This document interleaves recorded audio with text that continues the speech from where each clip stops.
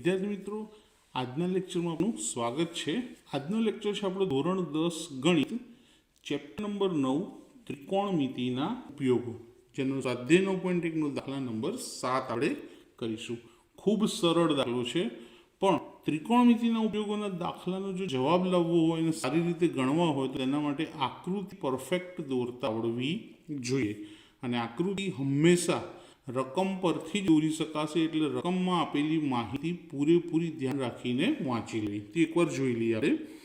જમીન પર આવેલ એક બિંદુથી એક 20 મીટર ઊંચી ઇમારતની ટોચ પર, તો સૌથી પહેલાં આપણે દર્શાવી દઈએ કે જમીન પર આવેલ આ જમીન ઉપર આવેલ ઇમારત, તો આ ઇમારત છે। જમીન પર આવેલ ઇમારત કેટલી મીટર ઊંચી છે? 20 મીટર ઊંચી છે, તો આ ઇમારતની ઊંચાઈ 20 મીટર આપી દઈએ અને જમીન પર આવેલી છે। એક ટોચ ઉપર પાછું એક સંચાર ટાવર છે, તો ઇમારતની ટોચ ઉપર ટાવર દોરી દઈશું સીધી લાઈન કે ઇમારતની ટોચ ઉપર ટાવર આવેલું છે। તો ટાવરના તળિયા અને ટોચના ઉચ્છેદ કોણના માપ, તો આ ટાવરનું તળિયું, આ એનો ઉચ્છેદ કોણ, આ ટાવરની ટોચ, આ એનો ઉચ્છેદ કોણ। તો તળિયાનો ઉચ્છેદ કોણ કેટલો છે? 45, તો તળિયા સાથે 45નો ખૂણો બનાવે છે। અને ટોચ સાથે એટલે કે આખો ખૂણો કેટલો બનાવે છે? 60નો। તો આપણે ટાવરની ઊંચાઈ શોધવાની છે।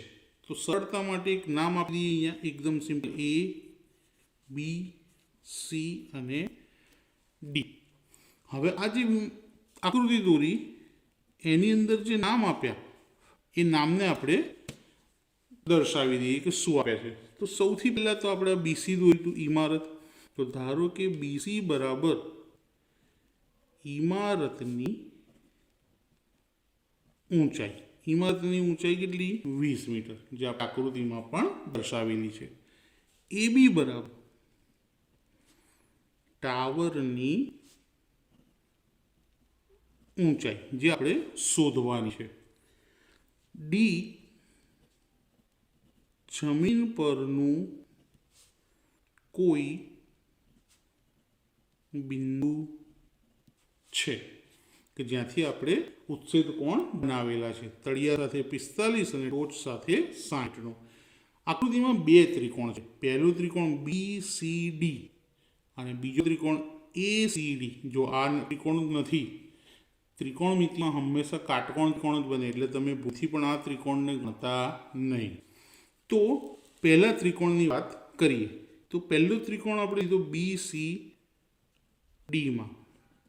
ખૂણો C બરાબર 90°, એક 90° હોવો જ જોઈએ, નહીતર જવાબ મળે નહીં। C 90, અને આ નાના ત્રિકોણની અંદર D ખૂણો કેટલો છે? 45, તો ખૂણો D બરાબર 45।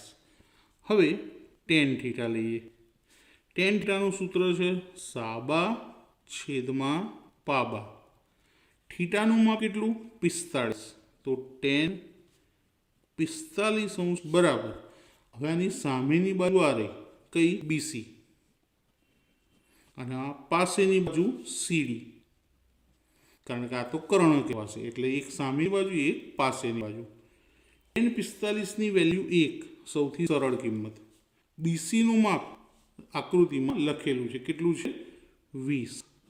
CD ખબર નથી, તો CDને અહીંયા અંશમાં લઈ જઈએ, સામે 20, તો CDનું માપ મળ્યું 20 મીટર। એ જ રીતે બીજો ત્રિકોણ લઈએ હવે, કે ત્રિકોણ કયો? ACDમાં ખૂણો C બરાબર, તો એમાં પણ 90°, અને D એની અંદર મોટો ખૂણો આવશે, કેટલો? 60, ખૂણો D બરાબર 60°, કારણ કે ટોચ સાથેનો છે। અહીંયા પણ ટેનનો જ ઉપયોગ કરીશું। tan θ બરાબર સાબા છેદમાં પાબા। થીટાની કિંમત કેટલી? 60 લઈશું, 90 લેવાય નહીં, તો tan 60° બરાબર, હવે આ ડીની સામેની બાજુ આખી કઈ આવશે એસી, અને પાસે તો એની એજ કઈ આવશે સી. tan 60ની વેલ્યુ કોષ્ટકની અંદર જોશો તો √3 મળશે. એસીનું માપ આપણને ખબર નથી અને સીડી અહીંયા શોધી લીધા કેટલા 20. હવે 20ને કોની સાથે ગુણવા પડશે √3 સાથે, તો એસી બરાબર 20√3 મીટર. હવે એસી અને સીડી બંને મળી ગયા. શોધવાનું છે ટાવરની ઊંચાઈ. તો ટાવર ઇમારતની ઉપરનો ભાગ એટલે એ બી છે. તો આખો રેખાખંડ કયો એસી, જેમાંથી એ બીનું માપ શોધવું હોય તો આ બીસી શું કરી દઈશું બાદ કરી દઈશું. તો ટાવરની ઊંચાઈ એ બી બરાબર આખો રેખાખંડ છે આપણો એસી, એમાંથી બીસીને બાદ કરી દઈશું. એસીનું માપ શું મળ્યું 20√3 અને બીસીનું માપ, બીસી એટલે ઇમારતની, તો ઇમારત ઊંચાઈ કેટલી છે 20, તો 20. હવે આ બંનેમાંથી કોમન નીકળશે કારણ કે √3ની કિંમત તો આપી નથી એટલે મુકાશે નહીં, તો 20 કોમન નીકળી જશે. કૌંસમાં √3 - 1 આખા 20 આવી ગયા એટલે ત્યાં 1 વધ્યો. તો માટે ટાવરની ઊંચાઈ 20 √3 - 1 મીટર થાય. તો મિત્રો વિડીયો પસંદ આવ્યો હોય તો તેને લાઈક કરજો, તમારા ફ્રેન્ડ્સને શેર કરજો અને ચેનલ સબસ્ક્રાઈબ કરવાનું ભૂલતા નહીં, જેથી આવનારા નવા વિડીયોની લિંક તમને મળતી રહેશે. Thank you.